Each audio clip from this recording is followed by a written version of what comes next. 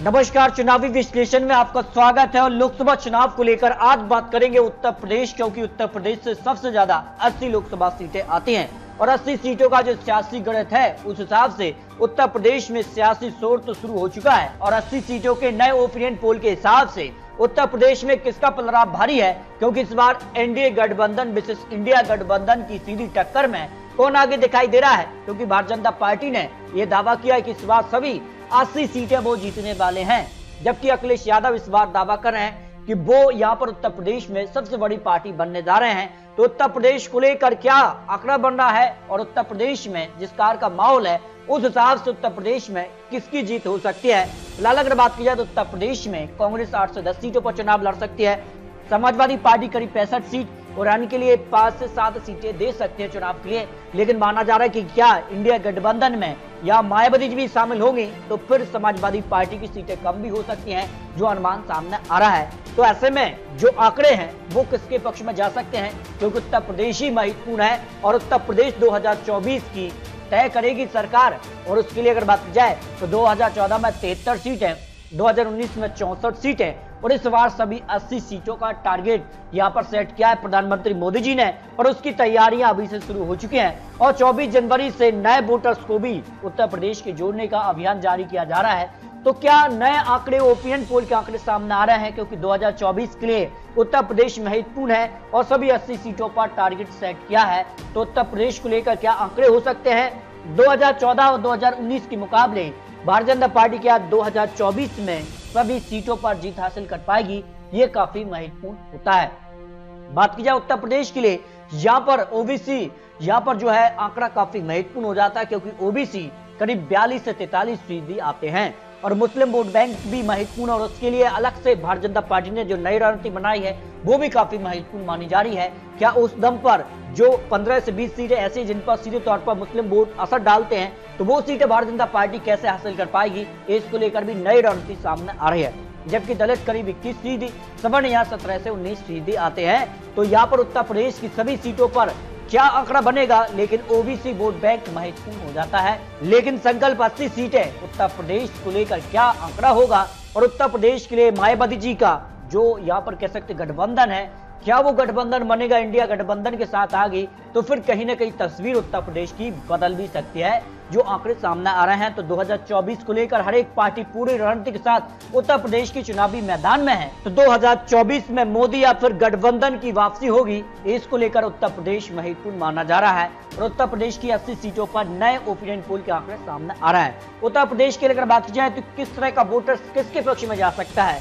Jat vote bank Bharatiya Janata party से 91% जुड़ सकता है, जो महागठबंधन बन सकता है उसके साथ 7%। यादव वोट 23% यहाँ भारतीय जनता पार्टी से, जबकि 60% यहाँ पर महागठबंधन से जुड़ सकता है। 2019 में जो आंकड़े थे उसके आधार पर भी आपको आंकड़े दिखा रहे हैं। कुर्मी वोट करीब 80% भारतीय जनता पार्टी, 14% महागठबंधन के साथ, अन्य ओबीसी 72% भारतीय जनता पार्टी और 18% अन्य यानी जो महागठबंधन के साथ जा सकते हैं। इसके अलावा यहाँ पर मुस्लिम वोट भी महत्वपूर्ण, जो करीब 19% आता है, वो किस तरफ जाएगा ये काफी महत्वपूर्ण होता है।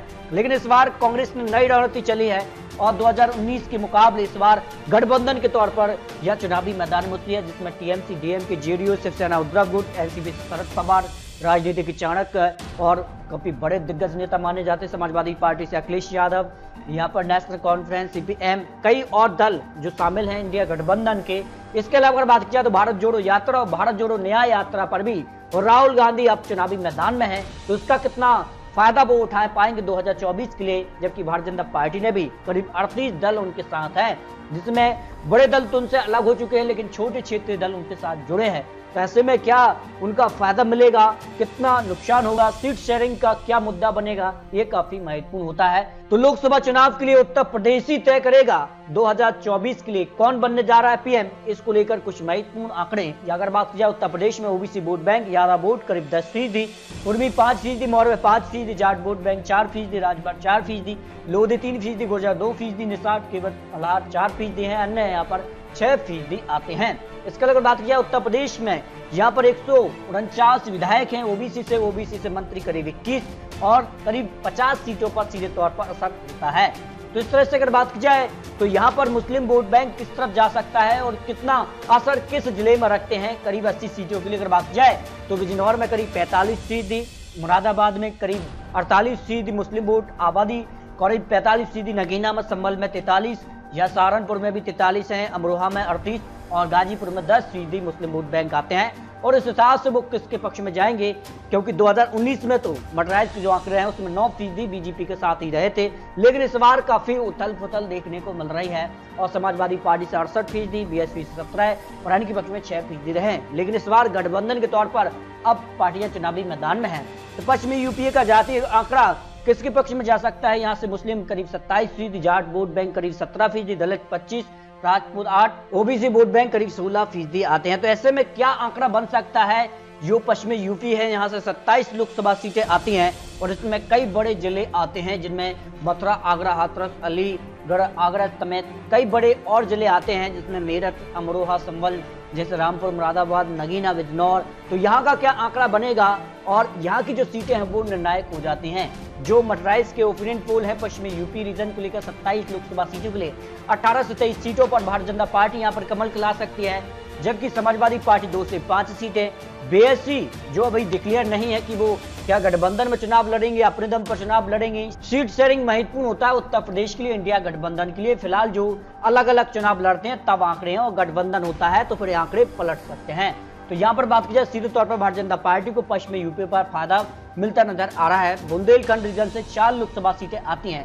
2019 में चारों सीटों पर भारतीय जनता पार्टी ने जीत हासिल की थी और इस बार यह अनुमान है कि 3 से 4 सीट पर जीत हासिल मिल सकती है और 0 से 1 सीट पर समाजवादी पार्टी, बीएसपी या कांग्रेस यहाँ पर जो है पलड़ा भारी नजर आ रहा है। जबकि अगर बात की जाए अवध रीजन से 23 लोकसभा सीटें आती हैं और यहाँ पर 63% vote share Bharatiya Janata party के साथ, समाजवादी पार्टी को 18%, बीएसपी को 10%, कांग्रेस को 7 और अन्य के पक्ष में 2% वोट शेयर जा रहा है। उस हिसाब से सीटों की बात की जाए तो 18 से 23 सीटों पर अवध रीजन पर भारतीय जनता पार्टी यहाँ कमल खिला रही है। समाजवादी पार्टी 0 से 1 सीट, बीएसपी 0 से 1 सीट, कांग्रेस यहाँ पर 1 से 2 सीट पर जीत की संभावना दिखाई दे रही है।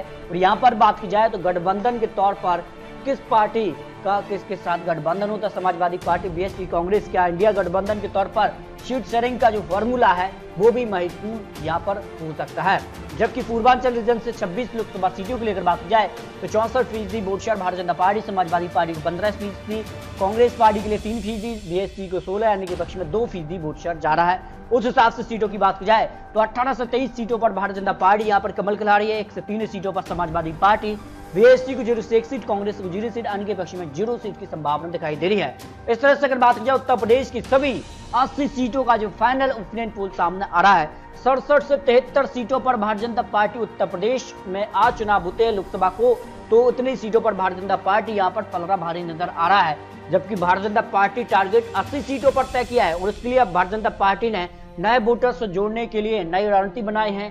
मुस्लिम वोट को पक्ष में लाने के लिए भी कई योजनाओं पर काम किया जा रहा है। समाजवादी पार्टी 3 से 6 सीट पर आ रही है, बीएसपी को 0 से 4 सीट, कांग्रेस को 1 से 2 सीट और अन्य के पक्ष में 0 सीट की संभावना।